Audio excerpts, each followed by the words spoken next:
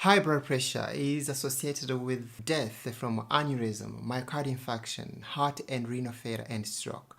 According to Heart and Stroke Foundation South Africa, in South Africa, there is more than 1 in every 3 adults that are suffering from this condition called hypertension. And hypertension is responsible for 1 in every 2 strokes that takes place, and 2 in every 5 heart attacks that happen. Hi, I'm Dr Mura Health. In this small mini-series, I'm going to be exploring the issue of hypertension and the risk associated with this condition. I want to talk about high cholesterol. We're going to talk about the issue of heart disease. But today, we're just going to talk about the introduction. So let's just dive into it right now.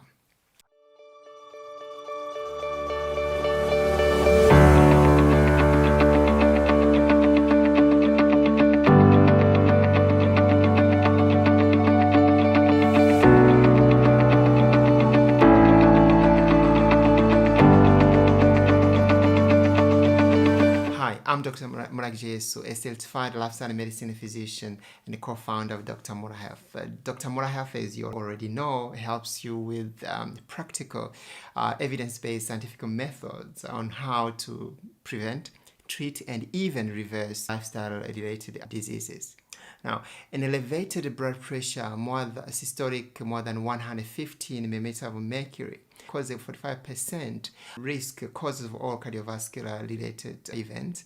This is compared to issue, for example, of high cholesterol, which just give you 28% of all cardiovascular related events, and overweight and obese gives you about 15% of all cardiovascular related events. When you talk about this condition, to give you perspective, in South Africa, you have about 45% of men and 48% of women over the age of 15 who are living with this condition called hypertension. And surprisingly though, out of 45% of men, 48% of women, you have a 26% of men who have no idea that they have this condition. They're just walking like nothing happens. And you have 19% of women who have no idea they have this condition. Somehow the women are more in tune with their health more than men. The story we're going to talk about another day. A recent study actually published from the British Medical Journal talking about the cause of hypertension in South Africa.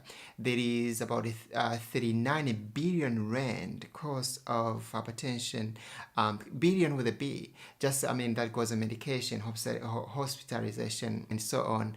And for me, that shouldn't be the case. Hypertension, just like we were talking about diabetes, some of these lifestyle-related conditions, I call them African unnecessary burden. In Africa, we have so many other issues. Infectious disease, poor infrastructure, poor housing, that too often we cannot do much about it. But when it comes to lifestyle-related diseases, often it is the disease of having more than having less, and hence I call it African unnecessary burden.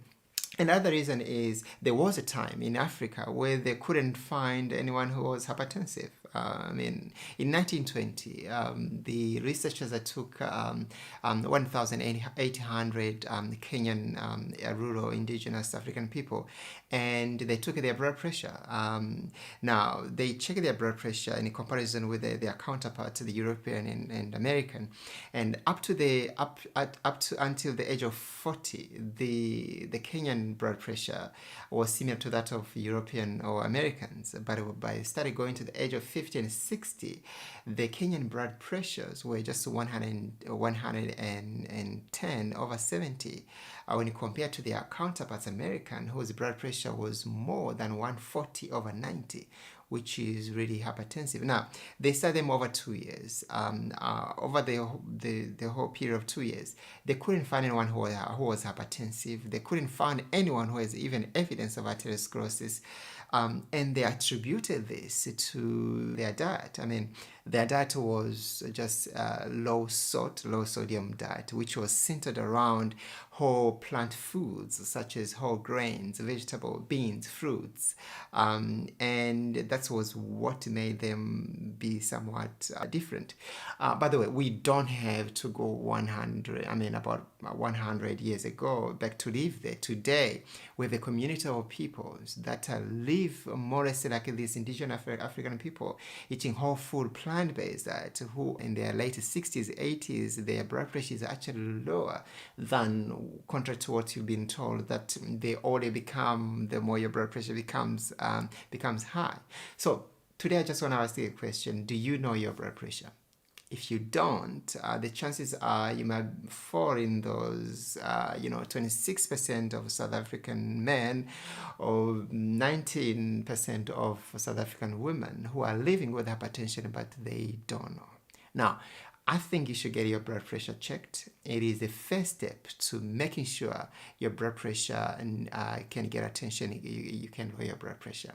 So stay tuned. We're going to talk next about what is the blood pressure. How do you know you have blood pressure?